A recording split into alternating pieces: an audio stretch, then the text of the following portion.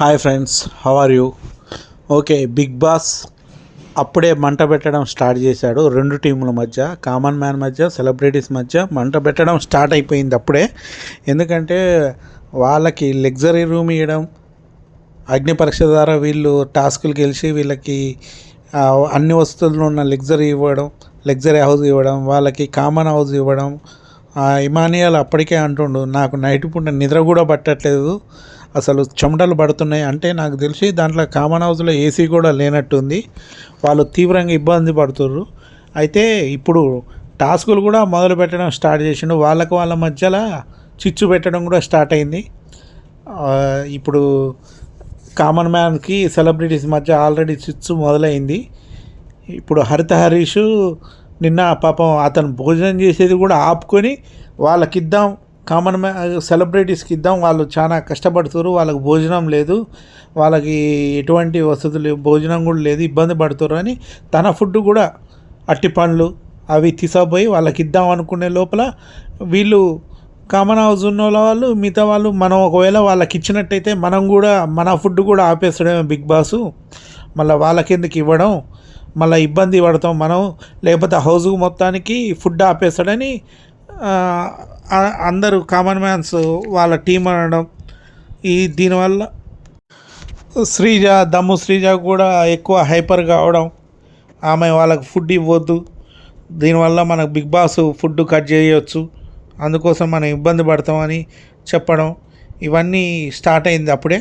వాళ్ళు కూడా ఫుడ్ ఏమంటే తీసుకోలేదు, మాకు కూడా వద్దండి అని ఇమానియల్ చెప్పడం జరిగింది. ఎందుకంటే ఒకవేళ మేము కూడా ఫుడ్ తీసుకున్నట్టయితే మళ్ళీ మీకు కూడా ఫుడ్ కట్ చేస్తాడు, దానివల్ల మీరు ఇబ్బంది పడాలి, మేము ఇబ్బంది పడాలి అని ఇమానియల్ చెప్పడం.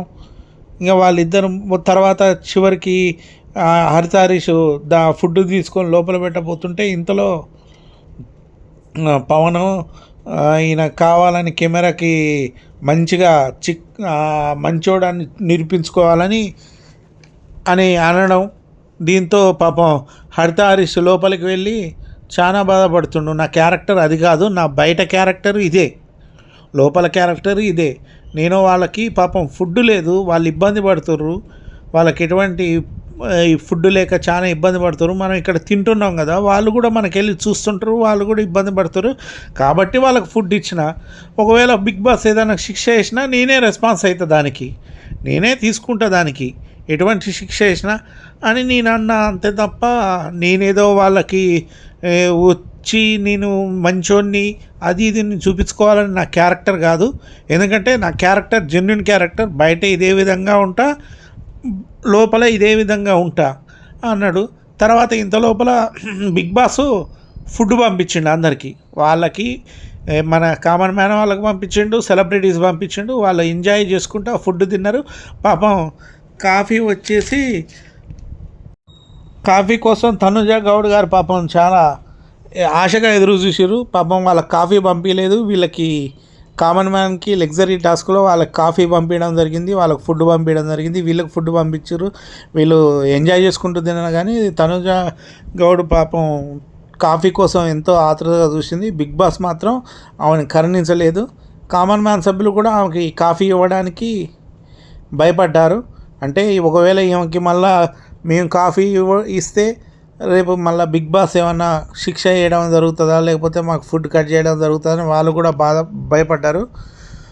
ఇది వీళ్ళకి మంట స్టార్ట్ అయింది. పాపం తనుజ గౌడ్ కూడా వీళ్ళందరూ నిద్రపోయిన తర్వాత నేను నెమ్మదిగా కాఫీ పొడి కొద్దిగా తీసుకొచ్చుకుంటా, దాంట్లో నుంచి దొంగతనం చేసి, అప్పుడు వాళ్ళకి తెలియదు కదా, నేను వాటర్ హీట్ చేసుకుని దాంట్లో కొద్దిగా కాఫీ పొడి వేసుకొని కాఫీ తాగుతా అని చెప్పడం, భరణి గారికి చెప్పడం.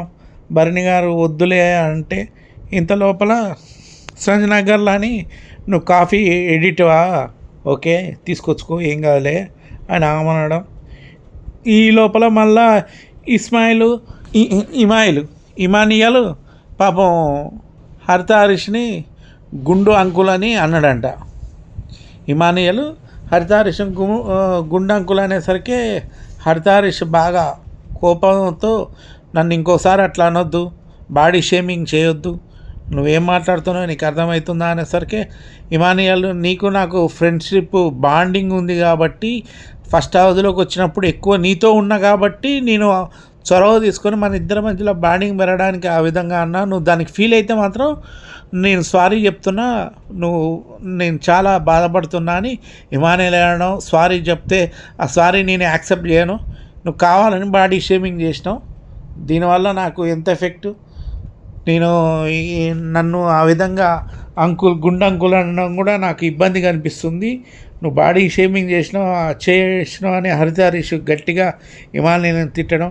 ఇమానియల్ ఏమో నేనే నా బాడీ కరెక్ట్ లేదు, నాకేమన్నా ఫుల్ హెయిర్ ఉందా నిన్ను బాడీ షేమింగ్ చేయడానికి, నేను అందంగా ఉంటే నిన్ను అంట.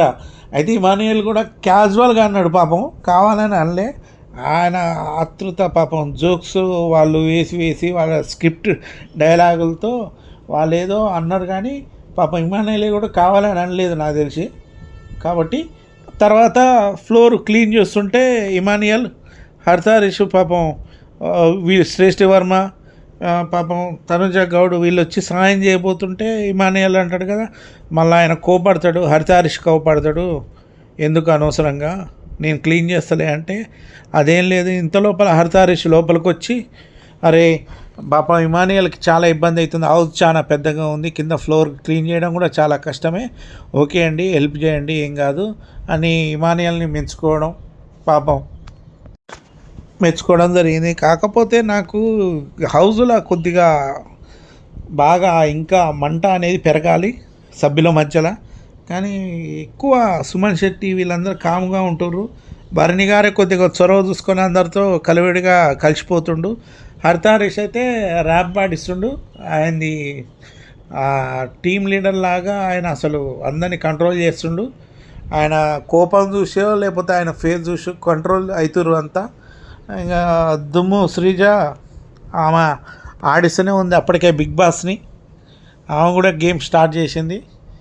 ఓకే నిన్న రీతు చౌదరి పవన్ ఒకరి కళ్ళలో ఒకరు చూసుకుంటూ వీళ్ళ మధ్యలో లవ్ స్క్రిప్ట్ ఏమైనా స్టార్ట్ అయిందా అని కూడా జనాలకు అనిపించింది. అప్పుడే వాళ్ళిద్దరూ ఆ విధంగా చూసుకుంటూ కాసేపటి తర్వాత పవన్ ఆమెను ఓడియడం, రీతు చౌదరి వెళ్ళిపోవడం బాగా అనిపించింది.